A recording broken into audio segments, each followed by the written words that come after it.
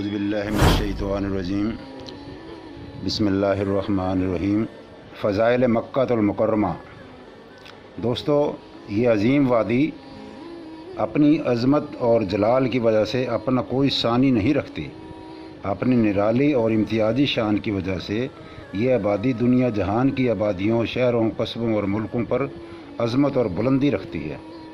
ये नगरी रब्बे कायनात की इस नेमत उज़्मा पर जितना नाज करे कम है कि इसकी आगोश में रहमत आलम ख़त्म रसूल हबीब खुदा मोहम्मद मुस्तफ़ा सल्लल्लाहु अलैहि वसल्लम तशरीफ़ लाए।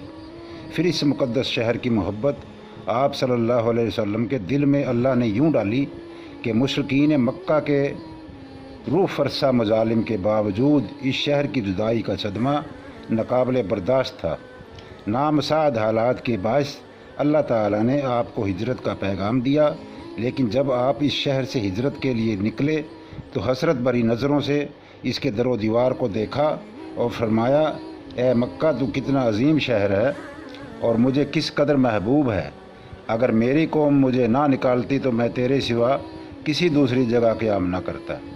इस मुतबर्रक शहर में अल्लाह ताला हर नेकी पर 1,00,000 नेकियों का अजर अता फरमाते हैं। नबी अलैहिस्सलाम ने फरमाया कि जिस आदमी ने रमज़ानुल मुबारक मक्का मुकर्रमा में पाया और रोज़े रखे और तरावी पढ़ी तो किसी दूसरे मकाम के मुकाबला में 1,00,000 गुना ज़्यादा सवाब मिलेगा और हर रोज़ 2 घोड़ों का बोझ अल्लाह की राह में खैरात करने का सवाब हासिल होगा। इस्लाम का 5वां अजीम रुकन हज इसी शहर में अदा होता है और अनवा व किस्म की कुर्बानियाँ इसी शहर में अदा की जाती हैं।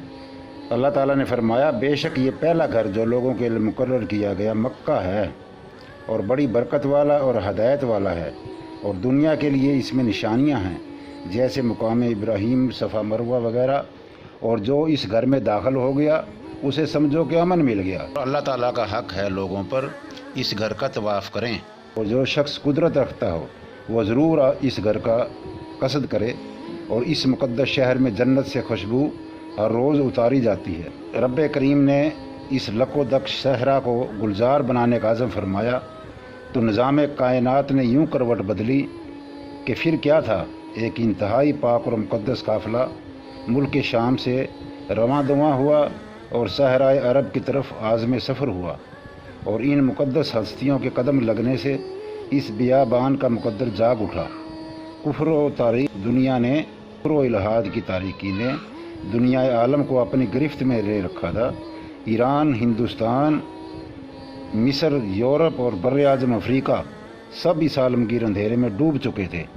अलाए कलमातुल्लाह के लिए और दावत तौहीद के लिए चप्पा भर ज़मीन ढूंढने से भी नहीं मिलती थी। इसे ऐसे में सैयदना इब्राहीम अलैहिस्सलाम कुफ्र व शिरक की ताकतों से टकराने के लिए आगे बढ़े। आखिरकार आपकी मुतलाशी नज़र ने दावत के लिए दुनिया के नक्शे पर फिरते फिरते हजाज के लकोदक सहरा को पसंद फरमाया। ये खित्ता अभी तहज़ीब व तमद्दुन से भी आरी था, लिहाजा इब्राहीम अलैहिस्सलाम और उनका ख़ानदान इस इलाका के लिए आज़म सफ़र हुआ।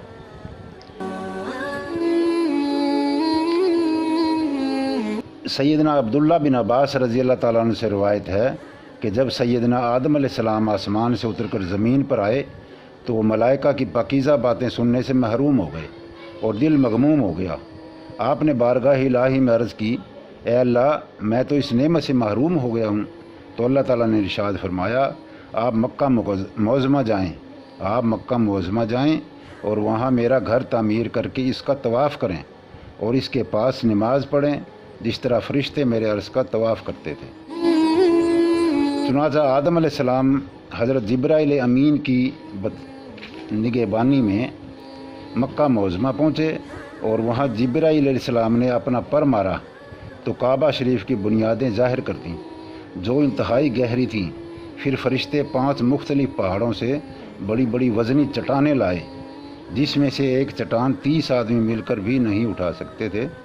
हज़रत आदम अलैहिस्सलाम ने इनसे बैतुल्लाह शरीफ को तामीर किया। हस्बे झेल पहाड़ों से फ़रिश्ते चट्टानें लाए जिनमें जबल लबनान, सीना, जबल जूदी और जबल हिरा काबिल तारीफ़ हैं। बाद में इम्तदाद ज़माना हादसात के बायस वो इमारत बुनियादों समेत मुनहदम हो गई اور اس کے نشانات بھی مٹ گئے۔ جب حضرت کعب بن مالک کی روایت میں کعبہ شریف کے متعلق یوں مذکور ہے کہ حضرت عمر رضی اللہ تعالیٰ عنہ جب حضرت کعب رضی اللہ تعالیٰ عنہ سے بیت اللہ شریف کی اصلیت اور حقیقت دریافت کی تو انہوں نے فرمایا کہ یاقوت کا بنا ہوا یہ گھر اللہ تعالیٰ نے آدم علیہ السلام کے ساتھ آسمان سے اتارا تھا اور آپ کو حکم دیا کہ اس کا اسی طرح طواف کریں جس طرح فرشتوں کو عرش کا طواف کرتے دیکھا ہے، اور انہی کی مانند اس کے پاس نمازیں پڑھیں، اور اس کے ساتھ ہی فرشتوں کا بھی نزول ہوا۔ امام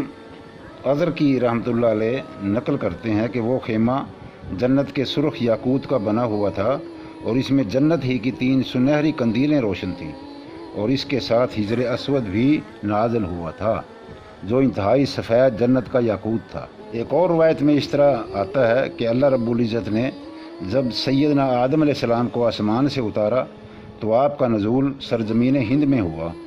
آپ تنہائی کے باعث غمگین اور پریشان رہتے تھے، طبیعت میں قرار نہیں تھا۔ اللہ تعالیٰ نے ان کی بے چینی کے پیش نظر ارشاد فرمایا کہ آپ مکہ معظمہ کی مقدس سرزمین میں تشریف لے جائیں، اور وہاں آپ کی طمانیت قلبی کا سامان موجود ہے، وہاں میرا ایک گھر ہے، آپ اس کا طواف کریں۔ چنانچہ اللہ تبارک تعالیٰ نے آسمان سے سرخ یاقوت کا ایک خیمہ اتارا جسے بیت اللہ کے شریف کی جگہ نصب فرما کر اسے اپنا گھر قرار دیا۔ آپ نے اللہ تعالیٰ کے حکم سے بیت اللہ شریف کا طواف کیا اور مناسک حج ادا کیے۔ بعد ازاں ہند سے پا پیادہ چل کر 40 مرتبہ حج ادا فرمایا، یہاں تک کہ طوفان نوح میں اللہ تعالیٰ نے اس یاقوتی خیمہ کو آسمانوں پر اٹھا لیا اور اسے گھر کی آب سے محفوظ رکھا، اور یہ سرخ یاقوت کا خیمہ در حقیقت بیت المعمور تھا، جس کے شرکن گربن 2 دروازے دل کو موہ لینے والے اور سبز زمرد کے بنے ہوئے تھے۔ طوفان نوح کے وقت اللہ تعالیٰ نے اسے 4تھے آسمان پر اٹھا لیا اور وہاں کا ملائکہ قبلہ قرار دے دیا، اور جس میں ہر روز 70,000 فرشتے داخل ہوتے ہیں، اور جو ایک دفعہ اس میں داخل ہو گیا دوبارہ قیامت تک اسے داخل ہونے کی نوبت نہیں آتی۔ حضرت ابی ہریرہ رضی اللہ تعالیٰ سے روایت ہے کہ جب سیدنا آدم علیہ السلام مناسک حج سے فارغ ہوئے تو اللہ تعالیٰ نے ارشاد فرمایا کہ جس طرح حج کرنے سے ہم نے آپ کی لغزش معاف کر دی ہے، اسی طرح آپ کی اولاد میں سے جو شخص اس گھر کا حج کرے گا اس کے گناہ بھی معاف کر دیے جائیں گے۔ طوفان نوح میں یہ خانہ کعبہ جو سرخ ٹیلے کی شکل میں بنایا گیا تھا، یہ طوفان نوح کے اندر بالکل ختم ہو گیا۔ جہاں دیگر شہروں اور قصبوں اور بستیوں میں ہلاکت خیز تباہی مچائی، وہاں بیت اللہ شریف بھی اس کے دستے تصرف سے محفوظ نہ رہ سکا۔ اللہ تعالیٰ نے جنت سے بھیجے ہوئے سرخ یاقوتی خیمہ کو آسمان پر اٹھا لیا، مگر اس کی بنیادیں جنہیں سیدنا آدم علیہ السلام نے بنایا تھا وہ غرق نہ ہوئیں، اور ان کا نام و نشان صفحہ ہستی سے مٹ گیا۔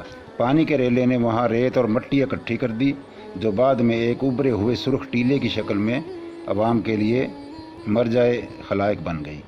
حضرت عبداللہ بن عباس رضی اللہ تعالیٰ سے روایت ہے کہ کشتی نوح میں انہی مرد و زن کو سوار کیا گیا جن میں حضرت نوح علیہ السلام بھی شامل تھے۔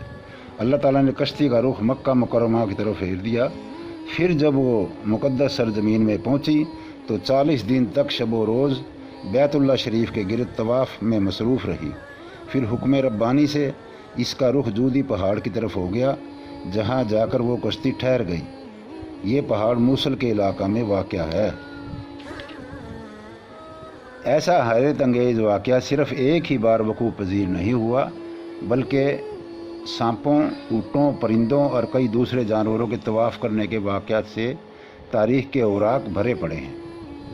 سیدنا آدم علیہ السلام کے وصال کے 126 سال بعد سیدنا نوح علیہ السلام کی ولادت ہوئی۔ سیدنا نوح علیہ السلام کے 890 سال بعد ابراہیم علیہ السلام پیدا ہوئے۔ گویا کہ حضرت ابراہیم علیہ السلام حضرت نوح علیہ السلام کی وفات سے 60 سال قبل پیدا ہو چکے تھے۔ سیدنا نوح علیہ السلام کی ولادت کے 600 سال بعد وہ طوفان آیا تھا، اور اسی طرح حضرت ابراہیم علیہ السلام کی ولادت سے 290 سال قبل طوفان کا زمانہ بنتا ہے۔ طوفان نوح آنے کے 400 سال بعد ابراہیم علیہ السلام نے کعبہ شریف کو تعمیر کیا تھا۔ इस हिसाब से तामीर काबा के वक्त आपकी उम्र 110 साल और इस्माइल अलैहिस्सलाम की उम्र 20 साल थी। आपके विसाल के वक्त आपकी उम्र कितनी थी, इसमें 3 अक़वाल हैं, 175 साल, 190 साल या 200 साल। ये वाक़यात पहली तामीर के हैं। अब अगले प्रोग्राम में दूसरी तामीर के बारे में आपको बताया जाएगा इंशाअल्लाह ताला। वस्सलाम अलैकुम।